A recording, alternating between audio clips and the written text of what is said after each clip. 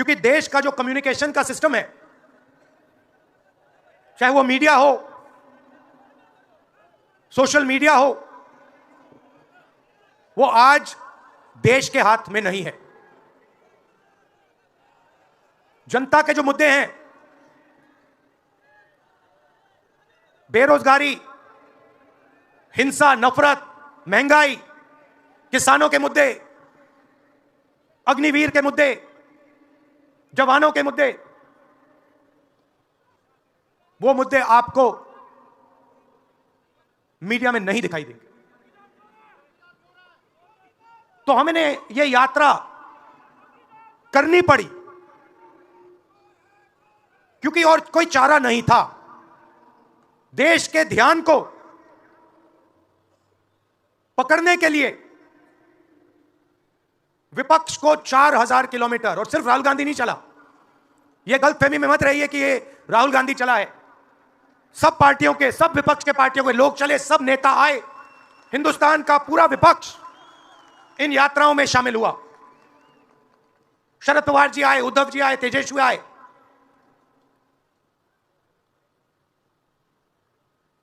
Social media में भी आप गलतफहमी में मत रहिए।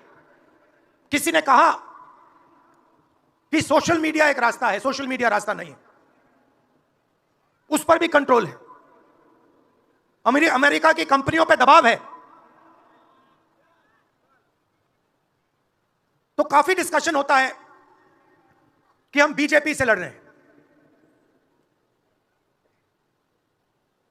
लोग सोचते हैं कि हम सब एक राजनीतिक दल के खिलाफ लड़ रहे हैं। देश भी सोचता है कि ये जो नेता स्टेज पे बैठे हैं अलग अलग पॉलिटिकल पार्टी से हैं, ये एक राजनीतिक पार्टी से लड़ रहे हैं। ये सच नहीं है, ये गलत है। हम राजनीतिक पार्टी से नहीं लड़ रहे हैं और ये समझने की जरूरत है। हिंदुस्तान के युवाओं को यह बात समझनी होगी। कोई और कहता है ये सब लोग एक व्यक्ति के खिलाफ लड़ रहे हैं, नरेंद्र मोदी के खिलाफ लड़ रहे हैं। नहीं, हम एक व्यक्ति के खिलाफ भी नहीं लड़ रहे हैं, ना हम बीजेपी के खिलाफ लड़ रहे हैं, ना हम एक व्यक्ति के खिलाफ लड़ रहे हैं। एक व्यक्ति को चेहरा बनाकर ऊपर डाल रखा है। हिंदू धर्म में शक्ति शब्द होता है। हम शक्ति से लड़ रहे हैं, एक शक्ति से लड़ रहे हैं। अब सवाल उठता है वो शक्ति क्या है? जैसे किसी ने यहां कहा राजा की आत्मा ईवीएम में है। सही है, सही है, राजा की आत्मा ईवीएम में है। हिंदुस्तान की हर संस्था में है, ईडी में है, सीबीआई में है, इनकम टैक्स डिपार्टमेंट में है। एक वरिष्ठ नेता, नाम नहीं लेना चाहता हूं, इसी प्रदेश के एक वरिष्ठ नेता कांग्रेस पार्टी को छोड़ते हैं और रो के कहते हैं, मेरी मां से रो के कहते हैं कि सोनिया जी मुझे शर्म आ रही है, मेरे में इन लोगों से, इस शक्ति से लड़ने की हिम्मत नहीं है, मैं जेल नहीं जाना चाहता हूं। और ये एक नहीं है, ऐसे हजारों लोग डराए गए हैं। क्या आप सोचते हो शिवसेना के लोग, एनसी के लोग ऐसे ही चले गए?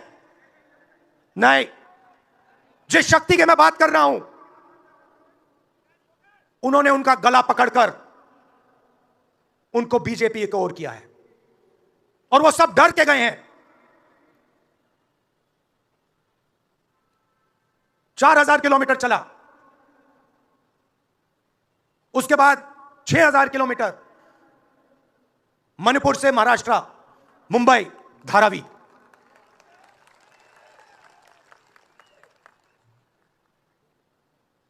क्या मैंने देखा, क्या सुना, मैं आपको समझा नहीं सकता, शब्दों में नहीं बता सकता मैं आपको। बोल रहा हूं तो बात याद आई, मेरे पास एक युवा आता है, जीप पर कूदता है, सिक्योरिटी वाले उसको मारते हैं, दबा कर मारते हैं, तब भी वो आता है, हाथ पकड़ता है, आंख में आंसू। मुझे कहता है, राहुल जी, मैंने 3 साल हर रोज सुबह रनिंग की, पुलअप्स की, पुशअप की, दंड बैठक, सब कुछ मैंने किया। मेरे दिल में देशभक्ति थी। मैं चाहता था कि मैं लद्दाख में जाकर, ठंड में जाकर, ठंड में कांपूं, देश के दुश्मनों के सामने कांपूं, और एक दिन अगर मौका बने तो उनकी गोली भी खाऊं। यह मैंने सोचा था।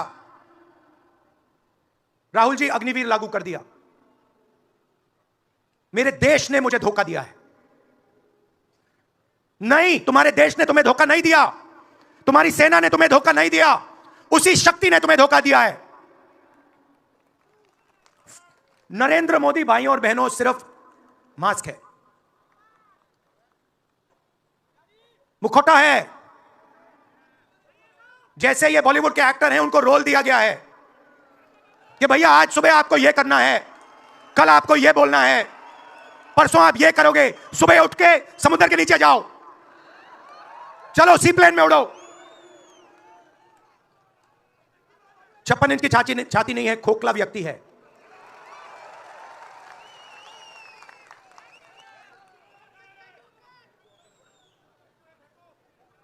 धारावी को देखिए आप। मुझसे पूछा गया कि ये जो यात्रा होगी कहां से कहां होगी। मैंने सोचा, एक बात क्लियर थी, मणिपुर से शुरू होगी। क्यों? वहां पे इसी शक्ति ने सिविल वॉर का माहौल बना रखा है, भाई भाई को मार रहा है, गोली मार रहे हैं, तो शुरुआत तो वहां से होगी। और फिर मैंने सोचा,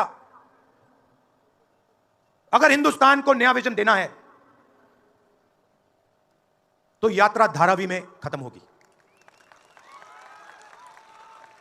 यह हुनर का कैपिटल है, हिंदुस्तान के टैलेंट का, स्किल का, हुनर का कैपिटल है। और इनको यहीं से, मुंबई से, इनके घरों से वही शक्ति इनको उठाकर बाहर फेंक रही है। एक साथ मिलकर वही शक्ति इन लोगों की जिंदगी बर्बाद करने में लगी हुई है। मैं आपको इस स्टेज से बता रहा हूं, चाइना में एक शहर है, उसका नाम शेंजन है। सच्चा मुकाबला उस शहर से है जो आपको मीडिया में कभी कोई नहीं बताएगा। धारावी शेंजन का मुकाबला कर सकता है। बैंक के दरवाजे इन बच्चों के लिए खोलो, इन बच्चों को सरकार की मदद करो, और फिर देखो ये शेंजन का क्या करते हैं। उठा के परे कर देंगे शेंजन को ये लोग।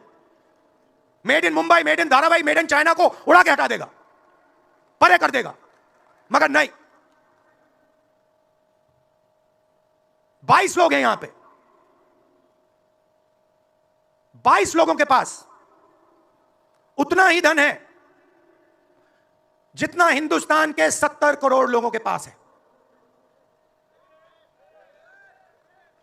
हिंदुस्तान में इंटरनेशनल एयरपोर्ट खुलवाने के लिए साल लग जाते हैं। 10 दिन में शादी के लिए इंटरनेशनल एयरपोर्ट खुल जाता है। वो ठीक है, कोई बड़ी बात नहीं है। अगर 10 दिन में शादी के लिए खुल जाता है, वो ठीक है, करना है करो। मगर बाकी हिंदुस्तान में भी तो खोलो, बाकी प्रदेशों में खोलो। इन्होंने क्या गलती की है? 50% हिंदुस्तान की आबादी पिछड़े वर्ग की है, 15% दलित, 8% आदिवासी, 15% माइनॉरिटी, 5%, 7% गरीब जनरल कास्ट के लोग। मीडिया के मालिकों की लिस्ट निकालिए, नाम दिखा दीजिए मुझे। दलित का नाम दिखा दो, आदिवासी का नाम दिखा दो, पिछड़े का नाम दिखा दो लिस्ट में। एक नहीं मिलेगा आपको। मैं ढूंढ रहा हूं, महीनों से ढूंढ रहा हूं। इनकी गलती नहीं है बेचारों की। जैसे मोदी जी मुखौटे हैं, जैसे उनका रिमोट कंट्रोल इनका भी है।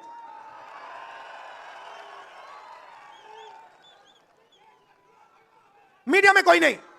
हिंदुस्तान की सबसे 200 बड़ी कंपनियों की लिस्ट निकालिए, मालिकों की लिस्ट निकालिए। गरीब जनरल कास्ट का व्यक्ति का नाम बता दो मुझे, दलित का, पिछड़े का, किसी भी गरीब व्यक्ति का नाम बता दो, किसी भी पिछड़े का नाम बता दो 200 कंपनियों के मालिक की लिस्ट में, नहीं मिलेगा। 90 अफसर इस देश को चलाते हैं। मैंने सिस्टम अंदर से देखा है, मैं समझता हूं सिस्टम को, इसलिए मोदी जी मुझसे डरते हैं। सब कुछ देखा है मैंने, सब समझता हूं। मैं अंदर बैठा था उसमें, सालों में अंदर बैठा हूं। कोई नहीं छुप सकता मुझसे, और मुझे दबा भी नहीं सकते हैं। मोदी जी को दबा सकते हैं। तो 90 लोग हैं, उसमें 3 पिछड़े हैं, 3 दलित, 1 आदिवासी। फर्स्ट जनरेशन गरीब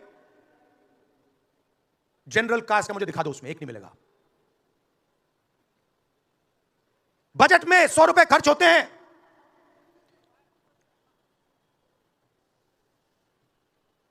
पिछड़े, दलित, आदिवासी सबको मिला दो, 6 रुपए का निर्णय लेते हैं। पॉलिसी कहां बनती है?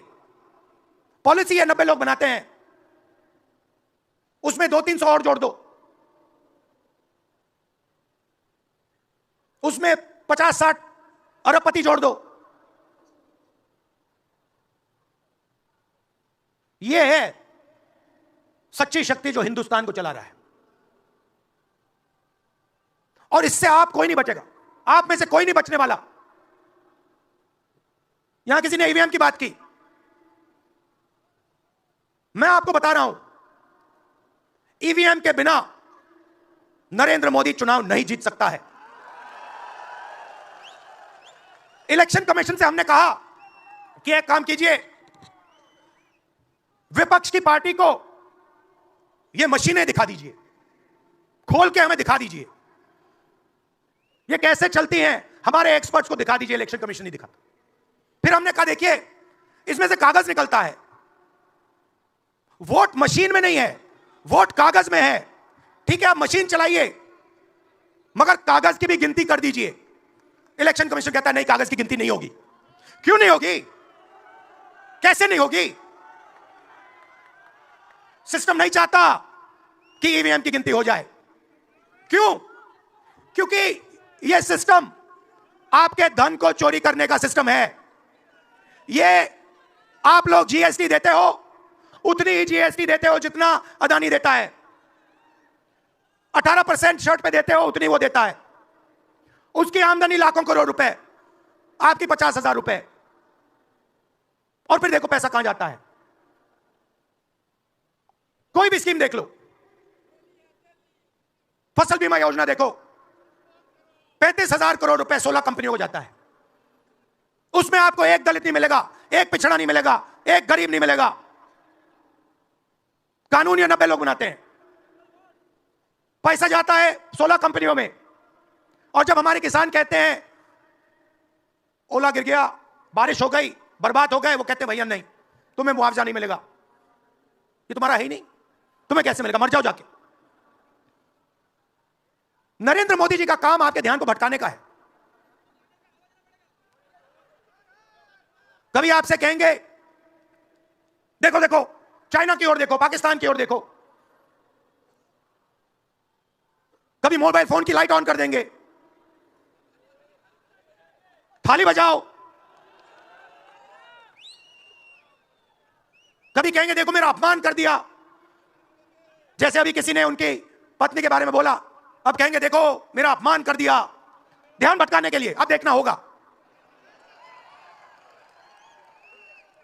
मगर यात्रा में यह सब साफ दिख जाता है, दर्द दिख जाता है, दुख दिख जाता है। 40 साल से सबसे ज्यादा बेरोजगारी हिंदुस्तान में आज है। मीडिया में आपको एक मिनट के लिए नहीं दिखता।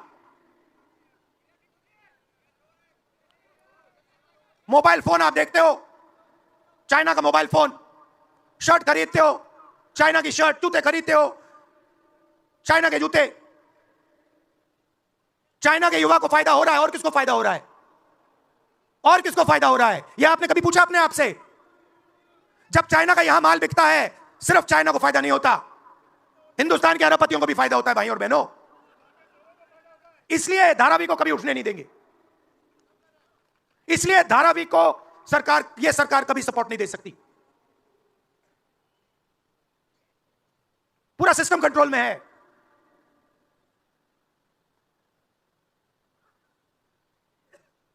जब इनकी पहले सरकार आई, मैं आपको दिल की बात बताता हूं, पहले इनकी सरकार आई, अरुण जेटली मेरे पास आते हैं, कमरे में बैठते हैं और मुझे कहते हैं राहुल, ये जो लैंड एक्विजिशन का मामला है, तुम इस पर मत बोलो। क्यों नहीं बोलूं? जनता का मामला है। अगर बोलोगे तो तुम्हारे ऊपर हम केस लगाएंगे। लगाओ केस, मुझे कोई फर्क नहीं पड़ता। क्या कर लोगे मेरा? ईडी वाले आए, 50 घंटे बैठा दिया।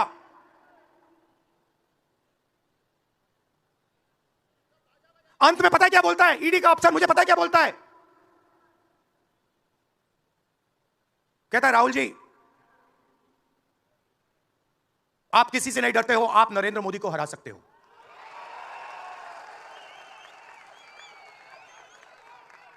ईडी का अफसर बोलता है मुझे।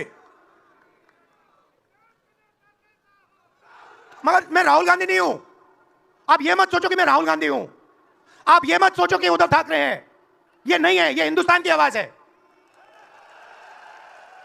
आप देखिए, हर प्रदेश से यहां लोग बैठे हैं, हर व्यक्ति ने अपनी यहां बात रखी। स्टालिन जी ने अपनी बात रखी, सोरेन जी ने अपनी बात रखी। यह हिंदुस्तान बोल रहा है। नरेंद्र मोदी जी की मीटिंग देखिए, वहां सिर्फ एक व्यक्ति बोलता है। गडकरी जी परे हो जाते हैं, माला के बाहर निकाल देते हैं उनको। इसलिए हमने इसको इंडिया गठबंधन नाम दिया है। यह हिंदुस्तान की रक्षा कर रहा है। ये सब लोग डरे नहीं हैं। ये सब लोग उसी सिस्टम का मुकाबला कर रहे हैं। आज नरेंद्र मोदी के पास भ्रष्टाचार की मोनोपोली है।